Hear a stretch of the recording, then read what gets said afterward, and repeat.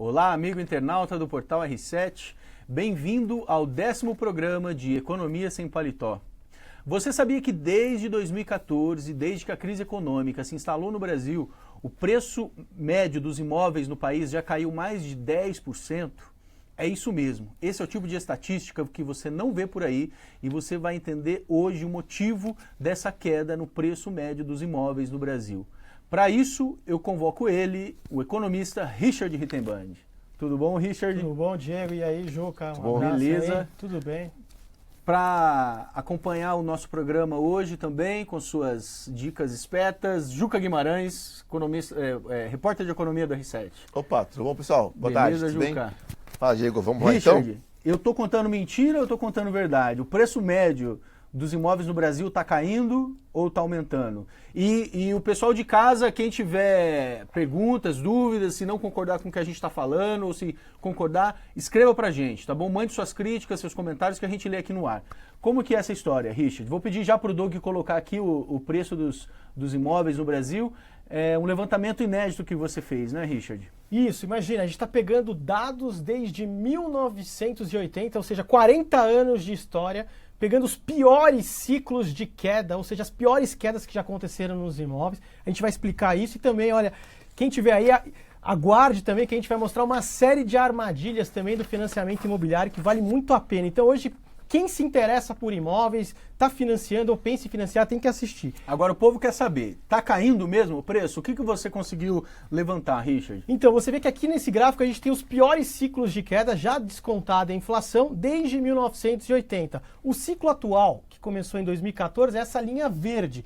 Você vê que é o quarto pior, mas você teve momentos muito piores na história. Olha só essa curva rosa. Olha, vamos lá, a linha rosa, que é a última, é de 86 a 90, Isso, né? Esse ciclo chegou... Imagina só, o preço dos imóveis chegaram a cair quase 80%. Imagina, quase 80% de queda. Então, assim, foi uma queda brutal. Isso realmente foi o estouro de uma bolha imobiliária. De 80. E quando então o pessoal fala assim, vou investir em imóveis, nessa época então era um risco assim investir no... Nossa, totalmente, assim, porque você vê que a queda na média foi brutal. Tá certo que como é uma média, então tem imóveis que caíram muito mais, outros caíram menos, mas como a gente está comparando média com média, para a gente ter ideia que mesmo com toda essa recessão forte, foi um ciclo, é o quarto pior. Aí o pior foi 86 a 90 e depois no começo da década de 80, um outro período de 81 a 84, quer dizer, foi um respiro muito pouco e depois no início dos anos 2000, que foi o período,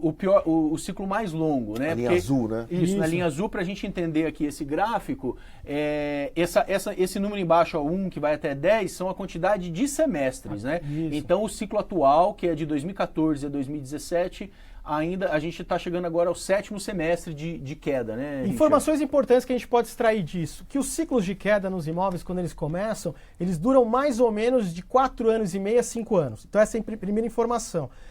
A outra informação é que normalmente, na média, eles caem 25%, 30%. Só que agora está um ciclo muito ameno e ele está se aproximando do fim. Então, mais ou menos para o final de 2018, chegaria no tempo médio que duraria um ciclo de queda. Então, a partir do ano que vem, já era para as pessoas começarem a olhar com mais carinho aí os imóveis. Então você anote aí na sua caderneta e no ano que vem você cobra o Richard Rittenband, que está falando que o preço dos imóveis ainda vai cair até o início do ano que vem, né? A gente está falando de uma média, né, Richard? Isso. Vamos explicar só de onde você tirou esses números? Tem um caso prático aqui, ó, Richard. O nosso internato, o Reginaldo Gil, disse o seguinte, ele comprou um imóvel por 530 mil reais, está vendendo agora por 420 mil, quer dizer, quase 100 mil reais o imóvel dele, né? Exatamente. O ciclo de queda Isso, de preço. Imagina, isso sem descontar a inflação. Então, outra informação importante, que é a chamada ilusão monetária, olha só que maluquice. Imagina você, internauta, você comprou um imóvel no começo do Plano Real, lá em 95, por 200 mil reais. Hoje esse imóvel está valendo 1 milhão. Se você for pensar na sua cabeça, você vai achar, nossa, estou ganhando uma fortuna, fiquei milionário, né? Estou ganhando muito dinheiro. Só que não. Se você contar a inflação desse período, ela foi 5 vezes, ou seja, o que antigamente 200 mil reais compravam, hoje você precisa de 1 milhão. Foi só o efeito da inflação do período, ou seja, não teve ganho nenhum acima da inflação. Se você comprou algo a 200 mil em 95 e está vendendo hoje por 1 milhão, você não está ganhando nada. Simplesmente você empatou com a inflação. Então os imóveis, quando por isso que aqui eu estou descontando a inflação, para a gente ter a noção e poder comparar os ciclos ao longo desses 40 anos. Agora, como que funciona esse ciclo? Vamos ver na próxima tela, Richard. Ele é um ciclo, então, que o preço está caindo agora, mas ele vai voltar, então. Isso. Normalmente, todo o ciclo dos imóveis ele tem 4 etapas, tá? Você tem uma etapa da recessão, que a gente está agora, que você tem desemprego na construção civil, você tem estoque de imóveis para tudo que é lado, o número de lançamentos está diminuindo, ninguém consegue comprar nem vender nada. E aí é uma fase que o preço dos imóveis começa a cair, ninguém mais quer saber de imóveis. Aí você vai numa fase da recuperação, que é o quê? É uma fase que simplesmente estabiliza, começa a estabilizar os preços, que é o que a gente está projetando aí para 2018, por volta de 2018. E o sentimento ainda é muito ruim, mas aí começam umas novas construções, alguns lançamentos mais tímidos. Essa é a fase da recuperação. Depois você tem a fase da expansão. A fase da expansão é a mais fácil de identificar. É a fase que sai em toda a Sobra dinheiro. É a fase que sai em toda a mídia, falando compra imóveis, sai em revista, capa de revista, os imóveis não param de subir de preço ano após ano, todo mundo quer construir, você tem pleno emprego na área da construção civil. Então essa é a fase da expansão. Depois você tem a fase do excesso de oferta, que é o quê? Exageraram na mão. Você tem muito prédio sendo construído, muito prédio comercial sendo construído, então tem o excesso de oferta e você não tem mais a demanda. E aqui nessa avaliação, então, você coloca a gente como no período de recessão. Mas a gente também vive um período de excesso de oferta, né? Essas características também se repetem. Isso, nesse período? Primeiro você teve o excesso de oferta que desencadeou nesse período da recessão, que aí, no período do excesso de oferta, você chega a não ter queda de preço, ele fica meio estável. Ele começa a cair quando você entra na fase da recessão. Então, olha, Richard, você está dizendo que esse preço médio geral ainda tem um fôlego, né, vamos dizer assim, para cair. Então, Com certeza. Quem estiver procurando comprar um apartamento, enfim, Isso. uma casa, um imóvel, pode ficar esperto que nos próximos meses, pelo menos mais 1 ou 2 semestres, a gente vai ter ainda um preço antes do período de recuperação. Está se ajustando a oferta e demanda nos residenciais e o ajuste nos comerciais é muito mais forte, né? Você que estava comentando, né? Você teve aquele dado que tem mais pessoas, né? Mais salas vazias, Exatamente. né? No centro de São Paulo tem mais salas vazias no centro de São Paulo do que pessoas procurando imóvel para morar. Quer dizer, o déficit habitacional se equilibra ali se fosse fazer a compensação. É absurdo. Agora, vamos ver então na próxima tela, Richard, o que é que influencia no preço dos imóveis, né? Até pra gente, se você ainda não está convencido de que o preço vai cair, a gente vai tentar explicar com outros argumentos agora, né? Influência no preço dos imóveis. A disponibilidade do crédito, que você estava falando, né? O aumento da renda e do emprego, ou seja, quanto maior a renda e maior o nível de emprego, mais as pessoas estão comprando, né? Isso. A queda da taxa de juros, a queda no estoque de terrenos, o aumento do custo de produção e o crescimento populacional. Isso tudo a gente está falando no sentido, naquele período da recuperação já, né? Isso, então, esses são os fatores para você identificar aí se o mercado ele vai cair ou vai subir, por exemplo, disponibilidade de crédito, renda, emprego e taxa de juros, diz respeito à capacidade das pessoas comprarem imóveis. Então, você vê que hoje a capacidade é muito comprometida, né? Não é qualquer vamos ver nas próximas telas, então. Queda do aqui, estoque de terreno e aumento da construção e crescimento populacional tem a ver aí também com o crescimento populacional com a demanda, mas a queda no estoque de terreno e construção tem a ver com o lado, né, dos custos. Se a gente falar então do emprego, como a gente vai ver na tela... Sabe um dado interessante também, Diego e Juca, que principalmente os americanos usam muito? Divórcios. Número de divórcios aumenta a demanda por imóveis, né? Porque às vezes você tem uma família morando num imóvel, separa, aí então os americanos eles sabem que era um gráfico econômico. Vamos procurar no... População desempregada. Eu não precisava nem trazer esse gráfico aqui. Brutal. Então a gente vê aqui um desestímulo, né? Sim. Quer dizer, isso aqui é uma prova de que estamos lá naquela recessão do ciclo dos imóveis. Próxima... Que anda muito em linha com o ciclo da economia no geral. Você vê que é um dos setores mais sensíveis à atividade econômica é o da construção civil. Agora a gente vai ver a taxa Selic, então, a renda média, tudo bem. A renda média aqui, ó, a gente vê que esse é o dado da PNAD contínua, a gente vê que naquele período, 2013, 2014, que é um período de boom de crédito imobiliário, a renda sobe, e no ano de crise desce e agora está voltando a subir. Mas se a gente for olhar assim, olhando por essa ótica, você vê como 5 anos de estagnação, né? Isso, como você colocou até antes, a gente estava conversando, né, Diego, do programa, é em relação aos ocupados. E o Juca também colocou, e o pessoal informal, desempregados? Se a gente fosse colocar todo mundo ali, dos bicos... O rendimento médio seria muito menor, o rendimento médio do trabalhador ocupado, isso aqui desconsiderando os milhões de brasileiros que ficaram desempregados no período, né? Então é mais um desestímulo para o mercado imobiliário, né? Exatamente. A próxima tela, Doug, por favor, do financiamento imobiliário. Você vê... Não, pode voltar, isso. Financiamento imobiliário. É o financiamento concedido, Richard. Os recursos da poupança. Os recursos da poupança. Você vê que em 2013 até 2015, 2013, 2014, 2015 começa a descer. A gente tem um nível muito alto de recursos vindo para o mercado imobiliário, né? E depois, em 2015, a partir do segundo semestre de 2015 até agora, ele está caindo bastante. Isso, né? porque basicamente o mercado imobiliário, o sistema financeiro de habitação, ele é financiado por 2 fatores, né? Que é poupança, né? O dinheiro que o pessoal está deixando depositado na caderneta de poupança, e os recursos do FGTS. Então, poupança e FGTS. E também no sistema financeiro imobiliário é o que o banco capta. Então, você vê como secou, né? Você tinha um crédito, né? Uma oferta de crédito muito grande, uma liquidez, de repente você vê que na crise secou menos crédito, as taxas sobem, e aí você junta com desemprego, queda na renda, ou seja, tudo jogando contra o mercado imobiliário. E você me respondeu a pergunta da Sandra Agermon, que mandou pra gente aqui pelo Facebook. Pergunta o seguinte: por que é tão difícil então financiar? É isso. A oferta de crédito caiu e a oferta da dificuldade de crédito aumentou. Exatamente. Olha só, a Rose Lopes está falando o seguinte: na minha opinião, o assalariado tinha que ter privilégio para poder comprar um imóvel. Como que funciona o sistema de financiamento, Richard? A gente tem agora aquela tela, né? Vamos mostrar lá, Doug, como então, que que são as nossas primeiras telas do financiamento. Aquelas primeiras... Você tem dois financiamentos, né? 2 sistemas de financiamento. Você tem um sistema de financeiro da habitação que ele foi criado em 1964 aqui para facilitar que a população de baixa renda tivesse acesso à casa própria, então incentivo governamental à moradia. E você tem uma série de regras, né, que foram estipuladas com uma taxa de juros que não pode passar de determinado patamar. Então, é para facilitar mesmo o acesso, principalmente dos assalariados. Então, essa regra vem desde 64, isso, quer dizer, já existe. Já existe. Balizou o mercado imobiliário. E você tem, a partir de 97, o Sistema Financeiro Imobiliário, o SFI, que ele foi criado para utilizar um complemento a esse mercado de financiamento imobiliário, só que ele utiliza taxas de juros de mercado, que normalmente são muito mais altas que do sistema financeiro da habitação. E tem a grande novidade, que foi o que permitiu também o aumento do crédito imobiliário, que é a garantia da alienação fiduciária. Tem esse nome complicado, mas a gente vai explicar como ela funciona. E por que aumentou o crédito? Porque ela dá maior segurança jurídica ao credor. Então o cara que está emprestando o banco, ele consegue tirar a pessoa muito mais fácil do imóvel se ela não pagar, se ela entrar em inadimplência. Então ela concede crédito. Agora, o sistema financeiro da habitação, esse que foi criado em 64, ele é para valores mais modestos do que o sistema financeiro imobiliário?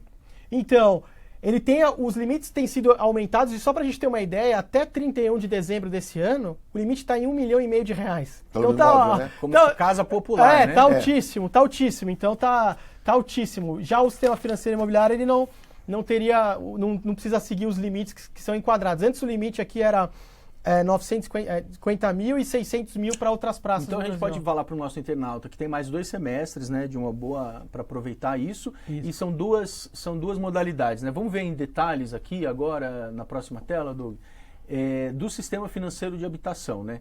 Como você estava falando, a fonte de recursos vem do FGTS da poupança. A gente já fez aquele nosso programa sobre a poupança, né, inclusive, que usava no financiamento imobiliário, limite de R$1,5 milhão, e a taxa de juros é de até 12% ao ano. Mas aí os bancos têm uma liberdade de... Tem isso, normalmente a Caixa está num patamar bem mais baixo que esses aí de 12% ao ano. E aquela história, né? Quem diria, né? A crise foi tão grande que a própria Caixa ultimamente aumentou, né, a taxa de juros de algumas linhas do crédito imobiliário, depois está reduzindo. O valor máximo de financiamento é de até 90%, né, do valor do imóvel. Então você tem que ter uma entrada, né? Você vê que... Então, vamos falar a verdade, né? Você tem imóveis aí, o imóvel custa 200, 500, você tem que ter 20 mil, 30 mil, não é uma coisa tão acessível. A pessoa realmente está ralando muito, planejar, tem que se planejar. 35 anos para pagar os novos e 30 anos para pagar se você está financiando o usado. Olha o tamanho, o horizonte do tempo, o que pode acontecer nesse período todo, quantas crises, quantas mudanças. Agora, quando você toma um crédito pelo sistema financeiro de habitação, esse que a gente está falando agora, ele é mais seguro do que o sistema financeiro imobiliário, o SFI? Não, é a mesma, assim, você quer a questão de segurança? Segurança para o comprador. Não, é igual, a mesma coisa, e para o comprador, a coisa do sistema de financiamento imobiliário, ele vai pagar uma taxa de juros de mercado, ou seja, mais alta, né? E essa é a diferença, e todas elas estão saindo praticamente com a garantia da alienação fiduciária. Então, vamos ver um pouquinho. O Cássio de Souza pergunta o seguinte, assim, se vale a pena usar a tabela Price para fazer o financiamento ou então, não? Agora, essa é uma excelente pergunta. Muito obrigado, Cássio, pela essa pergunta. A própria legislação está criando maneiras de incentivar o chamado sistema de amortização constante. O que é o sistema de amortização constante? A partir da primeira parcela que você está pagando, você já está amortizando a dívida. Isso evita o tipo de problema que era muito comum, que acontecia da seguinte forma, por exemplo, tabela Price ou mista. Imagina só, Diego e Juca, você está pagando lá o seu imóvel, várias prestações, passa 3 anos, 4 anos, você já está pagando, aí você fala, pô, já paguei 4 anos, né? Aí você liga no banco, pega o telefone, liga lá pro seu gerente, puxa o saldo devedor, né? Tipo, aí você achando que o saldo devedor tinha baixado e o saldo devedor não. Por quê? Porque nesses sistemas, as primeiras prestações que você está pagando, você não está amortizando nada, você só está pagando juros. Já o sistema de amortização constante, o próprio nome diz, você já está amortizando desde a primeira parcela. Está então, comprando mesmo imóvel. Isso, então você sabe planejar que, por exemplo, você está pagando metade do financiamento, já amortizou metade da dívida. Então você vê que, por isso que é muito mais claro, porque então, a pessoa toma um susto, fala, pô, minha dívida era 500 mil, puxei lá, ainda está 490 mil, já faz anos que eu estou pagando, aonde foi o meu dinheiro? Então é por isso. E na alienação fiduciária, Doug, pode colocar na próxima tela, ele fica mais fácil, fica mais fácil para o banco tomar o imóvel depois, né? Isso, olha como é que funciona. Quando você está na alienação fiduciária, vamos supor que você fez o financiamento 35 anos. O imóvel não é seu, não é sua propriedade. Ele só vai ser sua propriedade quando você quitar a última parcela daqui 35 anos. Até lá, está em nome de quem? Está em nome do credor, que é o quê? Que é o banco. E se você não paga, o que acontece? Tem um período de carência, mas aí em 15 dias chega uma intimação e fala, olha meu amigo, é o seguinte, ou você paga isso, ou o imóvel vai ser repassado, vai ser consolidada a propriedade para o banco. Consolidada a propriedade para o banco, ele já coloca em leilão. Todo esse processo aí de carência, intimação, em 3 meses, resumindo, você já está fora do imóvel e ele está sendo leiloado. Então a segurança jurídica para o credor é muito grande, mas para quem não pagar, aí é um grande risco, né? E ainda mais a gente trabalhando num horizonte tão alto, né? De 35 anos. Então o sonho da casa própria se tornar um pesadelo, né? Tem que tomar muito cuidado. O Richard, o Alexandro Stephen Souza, ele fala o seguinte, o grande lance hoje, no momento, seria alugar uma casa ou um apartamento. É melhor do que comprar hoje, analisando o ciclo dos imóveis, ou a gente está falando de interesses totalmente diferentes? Então, depende da fase da vida que a pessoa está, se ela tem planos de ficar muito tempo naquele local. Outra coisa, assim, porque normalmente, como é que a gente faz essa conta? Eu estou alugando imóvel, mas o dinheiro que eu compraria o imóvel eu estou investindo, por exemplo, em uma aplicação financeira. Uhum. Só que aí tem um detalhe, né? A taxa de juros está caindo muito, né? As aplicações financeiras estão ficando cada vez menos atraentes. Inclusive, amanhã vai ter uma reunião do Banco Central que ele vai provavelmente reduzir a taxa de juros para 9,25 ao ano. Hoje ela está 10,25 e até o final do ano vai estar 8. Então, a atratividade das aplicações financeiras estão ficando muito pequenas. Então, isso, se você for colocar o quanto que você vai pagar do financiamento e de juros e as aplicações financeiras, está começando a rivalizar de novo. Mas, como eu disse, tem que ver o estágio da vida da pessoa, se ela vai ficar muito tempo lá, se ela, não, eu quero ficar só 1 ano, eu vou mudar, aí tudo bem. Então, acho que cada caso é um caso, né? Adriana Felberg pergunta aqui o seguinte, considerando essa evolução do recuperação econômica dos imóveis, desse ciclo da gente está avaliando, se vale a pena ou não comprar imóvel na planta agora? É o momento? Então, uma coisa essa é uma pergunta excelente, assim. Como a gente está numa fase de recessão, na fase de recessão, se você tem dinheiro e um poder de barganha, às vezes você consegue antecipar o desconto que ele viria ao fim do ciclo. Então, se você conseguir negociar um imóvel na planta, uma construtora confiável, etc. Você calculou todas as taxas envolvidas, todos os custos, e você está conseguindo um bom desconto, ou seja, está antecipando o que o ciclo dos imóveis, aí o final da queda faria, vale a pena sim. Eu tinha uma pergunta aqui da Margarete, agora deu uma sumida, mas ela falou o seguinte, eu vou achar aqui, mas ela falou o seguinte, ela falou que ela foi pedir um financiamento da Minha Casa Minha Vida, só que pediu um valor muito alto para ela de entrada, e ela falou que quanto mais idade a pessoa tem, maior o valor inicial, né?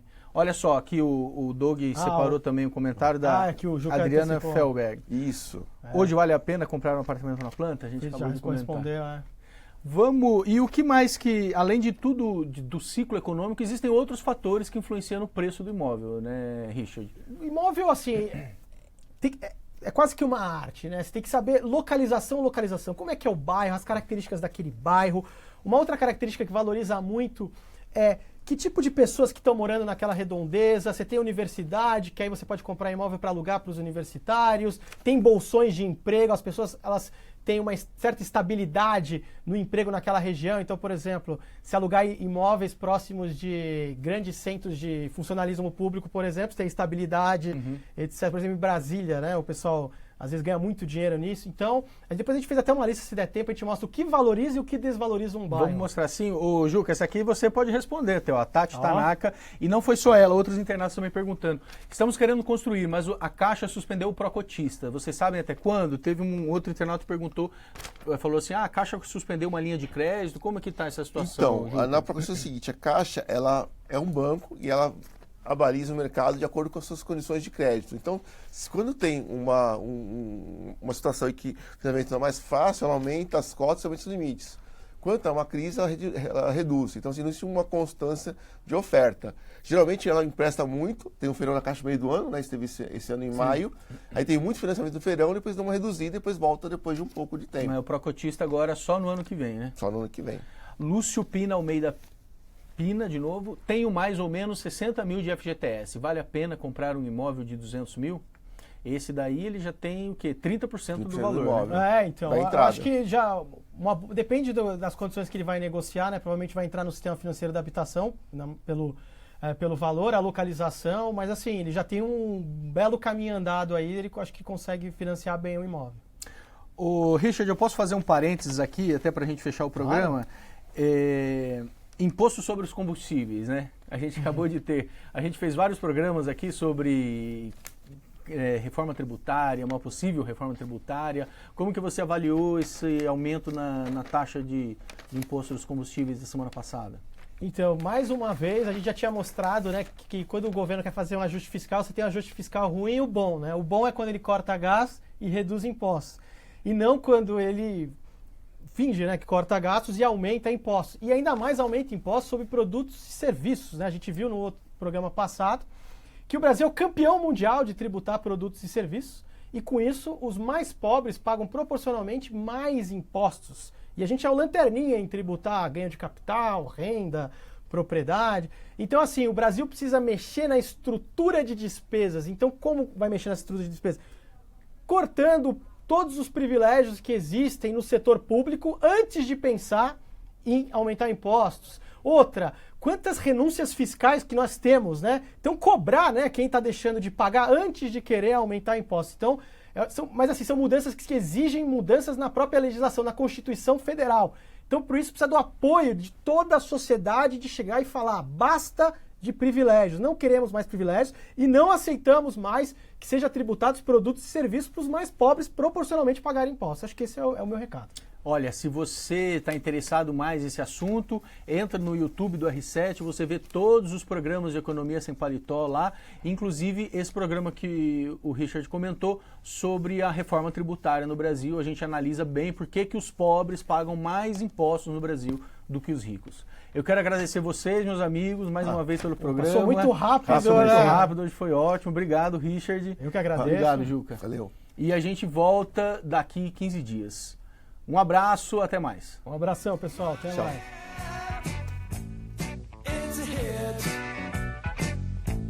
mais.